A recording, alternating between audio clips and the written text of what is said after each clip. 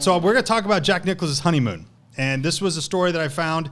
I'm gonna go through it because it's fascinating to showcase not only the love affair that they have and the love for each other they had then that they have now, but also how vital and how important and how focused he was on the game of golf, even on his honeymoon. Yes. And when you hear this, you're going to say, my honeymoon wasn't that's not what I did. Where'd you guys go on your honeymoon? We went to Germany and Ireland. Okay. But I didn't play golf. Okay. So more on that. One distinction. That I was That's not one distinction between you and Jack. Yeah. I went to Key West and hung out with the chickens and the roosters down there. Okay. In Key West. Yeah. Nice. All right. So Barbara didn't know it, but Barbara is Jack's wife. But her dad had been saving $1 a week since she was born, and he had amassed $2,500 and paid for their wedding and then some, including part of their honeymoon. At the time, Jack and Barbara were in between their junior and senior years of college, and in fact, they were not even 21 yet. They were just in their I think 20 or so. Barbara knew that she wanted to do what she wanted to do for their honeymoon. She wanted to go to New York. Yep. She wanted to spend 2 weeks in New York City, and Jack, being the good husband, he said, "Okay, absolutely, 100%. Let's go to New York." Smart man. Barbara knew what she was getting into well before they were married. Even on their wedding day, Jack played 36 holes. Yeah, that's right. I definitely would not have gotten away with that. 36 holes on his wedding day. No. Babe, I'll be there in a little bit. Yeah. Can you imagine that text today? What hole are you on? Yeah. Which we get normally on a weekend round, let alone on your wedding day. What hole are you on? I'll be there when I'm there. I wouldn't have made it to the actual ceremony at that point. Jack played 36 holes on his wedding day. That's a baller move. Yes. Fortunately, the best man was his playing partner, so he got Jack to the church on time.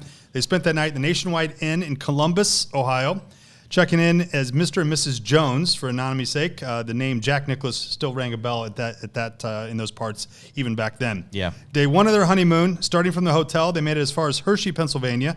Jack knew a pro there, and they stopped and played a round of golf. Nice. Next stop, New York. Well, New York didn't last 2 weeks. 3 days. 3 days in New York. They kept busy during their time there, though. It rained. They stayed at the Astor Hotel. They had dinner at Sardi's. They saw some plays, including Camelot. They went shoe shopping for Barbara. Jack even drove the New York City streets in a convertible Buick Special. And they were bored. They went to a jazz club. They ran into a guy Jack knew, a guy who happened to be a Wingfoot member. I just love that they did all these things and they were bored. Bored. Yeah. You know why he was bored? Wasn't playing golf. Because he wasn't playing golf. So you can kind of guess what happened after he ran into a guy that was a member at Wingfoot. Barbara and him went to Wingfoot. It was pouring down rain, absolutely pouring. Jack says, "I'm telling you, there wasn't another soul on the golf course except Barbara, who walked with me and my caddy." Yeah. That's just a taste of the dedication and support Barbara has displayed during their near 6 decades of marriage. After that, the two decided to leave New York City for Atlantic City. You know what's on the way from New York City to Atlantic City? I'm sure there's a golf course in there somewhere. Pine Valley Golf Club. Oh, yeah, that's a good one. Guess what happened? Jack played golf again. Of course he did. He drove right up to the gate, recognized immediately.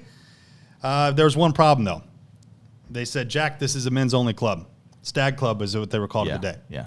Women were not allowed in there, which I can't even fathom today. No. I think there's one club up in Chicago, Bobolink, I believe, is men only still. Really? Mm-hmm. And the women have to. I don't know how that even. Well, the women drop their husbands off in this little circular driveway, and then they leave. Honest to God, Bobolink. Anyway, it's a Stag Club, and women were not allowed in there, so no golf, right? Okay. No. The member very kindly let Jack play and took Barbara to the outside gates so she could watch him from the outside. Yeah. So he played.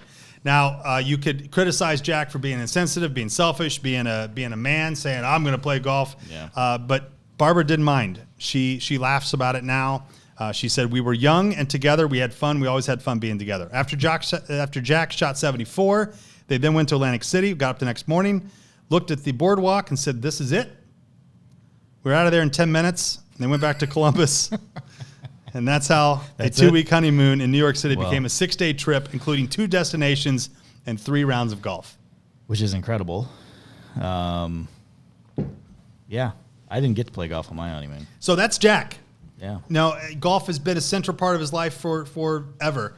And but it is only a center part of his life because of his wife allowed it. His wife enjoyed it. His wife for sure supported his quest, and it didn't hurt that he was at that time becoming one of the most recognizable figures in golf and prolific golfers of all time.